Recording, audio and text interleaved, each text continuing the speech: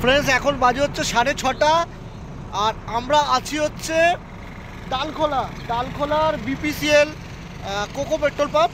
এই পেট্রোল পাম্পে আমরা ফুল ট্যাঙ্ক করে নিলাম আবার, আর একটু রিফ্রেশমেন্ট হয়ে নিলাম। তো আপনারা আসলে কিন্তু এখানে পেট্রোল ভরে নিতে পারেন। এটা হচ্ছে কোকো পেট্রোল পাম্প ডালখোলা, আপনার NH-12 ওপর আপনার লেফট সাইডে পড়বে। একবার চারিদিকটা আপনাদের ঘুরিয়ে দেখাচ্ছি, দেখে নিন। বোর্ডে দেওয়া আছে কোকো পেট্রোল পাম্প বিপিসিএল এর।